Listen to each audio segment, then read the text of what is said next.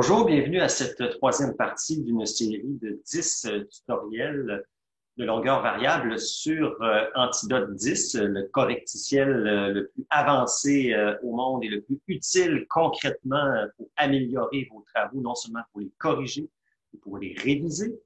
Aujourd'hui, après avoir vu le prisme de la correction du côté des fautes de typographie et des fautes de grammaire, d'orthographe, de syntaxe et de ponctuation, nous allons nous concentrer davantage sur, du côté de la correction toujours, les filtres de répétition, du côté du style, tournure impersonnelle.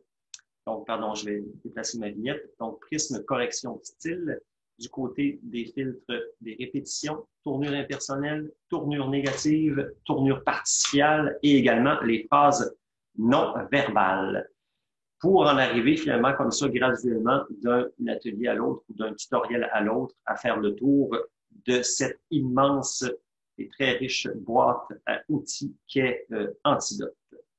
Alors, je quitte le mode diaporama pour revenir au texte que ceux qui étaient présents à la deuxième partie de la formation ont déjà vu. Alors, je vous rappelle que j'avais fermé ici à gauche tout ce qui ne nous intéresse pas pour le moment.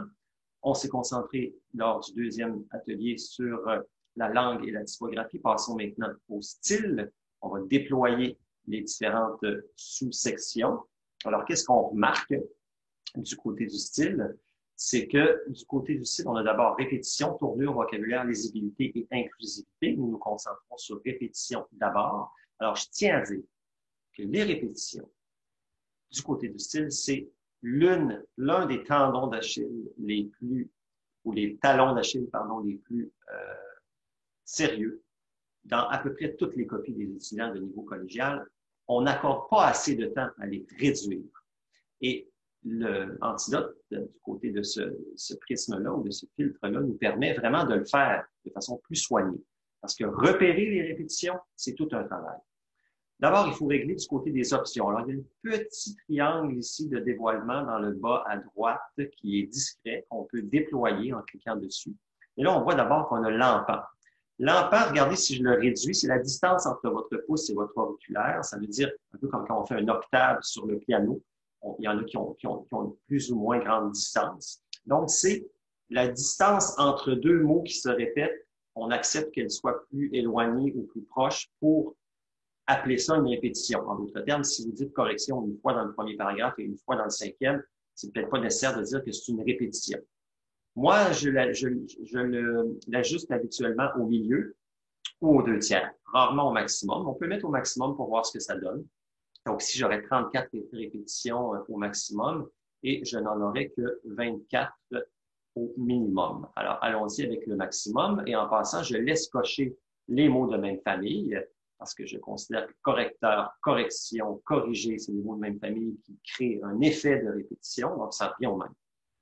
Alors, disons, allons-y avec correcteur et correction. Alors, dans le paragraphe qu'on a ici, le correcteur d'antidote s'attaque au sens ou à ce qu'on appelle la correction contextuelle. Bon, ça ne choque pas. Donc, plus loin, on dit et on propose carrément la correction. Je ne trouve pas ça choquant non plus, mais je pourrais dire il propose carrément de le corriger. Voilà. C'est un mot de même famille, mais il est différent de correcteur et correction quand même. Ça parle du verbe ici. Donc, là, on enlèverait le « en », le pronom indéfini. Donc, il propose carrément de le corriger. Et voilà. On a une répétition de moins ici. Par contre, regardez ici, puis ça, on voit souvent ça chez les rédacteurs qui commencent dans leur carrière de rédacteur ou d'écrivain ou d'apprenti ou de personnes qui aiment écrire. Donc, toutefois, le correcteur d'antidote reste un correcteur grammatical et non un correcteur sémantique. Il faudrait éviter de penser qu'il faut toujours remplacer une répétition par un synonyme. Parce que bien souvent, pourquoi est-ce qu'on n'élimine pas tout simplement le mot qui se répète? Regardez ici comme c'est magique. Alors, reste, même il faudrait enlever le 1. Donc, on pourrait simplement écrire. Toutefois, le correcteur d'antidote reste grammatical et non sémantique. Voilà. Je viens comme par magie d'éliminer deux termes complètement inutiles qui n'ajoutait aucune information précieuse et qui était même superflu et nuisible, je dirais. Alors ça, c'est grâce à Antidote. Du côté des marqueurs de relation, on a tendance, les étudiants au niveau collégial et même dans l'ensemble de la population, c'est le cas aussi, à utiliser toujours les mêmes marqueurs. On va voir plus tard que dans les guides, on a une liste de marqueurs qui est fascinante. Et sachez qu'utiliser 2 fois ainsi dans le même paragraphe, c'est trop. Puis, est-ce que c'est le bon marqueur aussi? Ça, c'est une autre question. Donc, là, on pourrait le remplacer par toutes sortes de choses. On pourrait, même ici, dans ce cas-ci, pourquoi pas l'éliminer? À l'usage, il vous paraîtra parfois presque doué d'intelligence. Moi, je l'enlèverais. Donc, voilà, ici, il serait inutile. On peut y aller comme ça avec chaque terme qui se répète. Quand on a 2 répétitions et qu'elles sont éloignées, on peut ne pas en tenir compte. Moi, j'irai en priorité quand on est pressé. Ici, on a femme qui se répète 5 fois dans un texte. Alors, pourquoi est-ce que c'est vraiment utile? Hein? L'étude a montré que le risque d'attaque d'apoplexie ou de crise cardiaque était de 0,39 chez les femmes. Pourquoi pas dire chez celles? On peut pronominaliser. Voilà, on peut parfois, pas toujours, mais remplacer par celles. Ici, on pourrait dire les victimes, c'est-à-dire victimes de cette carence-là. On pourrait trouver un synonyme dans certains cas. Hein? Donc, il y a plusieurs façons de remplacer et de varier. Ici, le soja, bien sûr, on peut remplacer par ce qu'on appelle l'hyperonyme. Donc, c'est une céréale, on pourrait dire par la céréale. Donc, différentes façons de remplacer. Donc, l'avantage, c'est vraiment d'avoir qu'Antidote nous les pointe du doigt, ces répétitions-là. Donc, voilà pour les répétitions, c'est des heures de plaisir et il faut vraiment les diminuer dans les textes parce que parfois c'est justifié, comme ici, éviter des phrases trop longues, éviter des phrases mystérieuses. C'est une énumération avec des chiffres, donc là, on peut les laisser. L'idée, c'est pas de les réduire à néant, mais c'est de les diminuer sensiblement ou substantiellement. Du côté des tournures, alors, les tournures impersonnelles. Moi, je dis souvent à mes étudiants, il faut tuer les pronoms impersonnels, le fameux « il » comme dans « il y a », entre autres.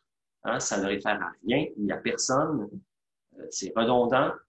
Donc ici, il s'agit d'un logiciel. Est-ce qu'on aurait pu dire Antidote s'avère est un logiciel? Oui. Donc y aller en nommant le logiciel plutôt que le il s'agit qui est vague. Mais là où ça devient problématique, c'est regardez ici, on a un bel exemple. Il faut être bon. Le verbe falloir est un verbe qui est tellement impersonnel qu'il ne se conjugue pas. Hein, on ne peut pas dire je faut. Nous fallons ou vous fallait. Hein? Donc, il faut 3 fois en plus qui est répété. Alors, on pourrait dire quoi? C'est sûr que comme aptitude, on pourrait reformuler en disant les aptitudes en français ou les compétences en français sont essentielles. Et aussi, le fait d'être capable de détecter les sentiments. Donc, ici, on pourrait dire comprenons bien. Il est nécessaire de bien comprendre les gens également. C'est sûr que avec il est nécessaire, on a quand même un pronom impersonnel, mais au moins on élimine le faux. Bref, ça, encore une fois, ça nous pointe du doigt une faiblesse potentielle et c'est en ça que Antidote est vraiment précieux. Alors là, j'ai réglé les fautes quand ce sera réglé, je le ferme pour éviter la surcharge visuelle.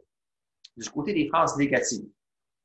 Alors, Antidote ne tiquera pas sur une phrase comme notre cégep est le plus risque de la galaxie. Ça, c'est drôle parce que c'est Antidote 9 qui remarquait pas que risque était mal employé. Je voulais dire riche. C'était ironique à l'époque de l'austérité. J'avais voulu dire ça de façon ironique. Mais là, ici, je la laisserai. Antidote ne l'a pas remarqué. On pourrait dire cela échappe à Antidote pour éviter les formulations négatives trop fréquentes. Donc, si vous manquez de concentration ici, au lieu de dire malheureusement, vous n'êtes pas concentré, hein? Donc, on pourrait le changer. Mais il n'en est rien. Parfois, on peut le conserver, mais regardez, votre étourderie n'a d'égal que votre mauvaise volonté. On a une négation, on en a une autre tout de suite après. On serait peut-être plus d'en éliminer au moins une des deux. Parce que le négatif entraîne un élément, ça rajoute un peu d'abstraction. Du côté des participiales, alors on dit souvent qu'il faut éviter les participiales. Allons-y avec en consommant ANT plutôt que qui consomme. Hein? Donc, chez les femmes, ici je vais remettre les femmes, j'avais laissé le lait, chez les femmes qui consomment. surtout si j'ai deux participes de suite. Mais ici, j'en avais pas deux de suite. Donc, on peut choisir des fois d'éliminer le qui puis d'utiliser le participe. Voilà ici, regardez, les femmes ayant le risque le plus faible. Donc, on pourrait dire les femmes au risque le plus faible. Ayant le risque le plus faible, consommer chaque jour, consommait. Ouais, il faudrait reformuler peut-être la phrase pour que ça aide à mieux. Vous comprenez qu'il ne faut pas en abuser des phrases participiales. Du côté des phrases non verbales également, mais bon, ça peut. Donc ici, c'est parce que ayant devient un participe présent et non pas un verbe principal. On voit que cette phrase-là doit être reformulée. Donc, encore une fois, on avait des options en passant, hein, passive, impersonnelle, négative, phrase non verbale. On peut être plus ou moins sensible et ainsi augmenter en réduisant ici, c'est pas l'empant, mais en réduisant la sensibilité. Alors voilà pour cette deuxième présentation, deuxième segment ou deuxième tutoriel. Le prochain sera concentré du côté du vocabulaire sur le niveau de langue, les régionalismes et les verbes ternes et sur la lisibilité qui comporte elle-même plusieurs sous-filtres. Voilà. Alors, merci de votre attention et à la prochaine.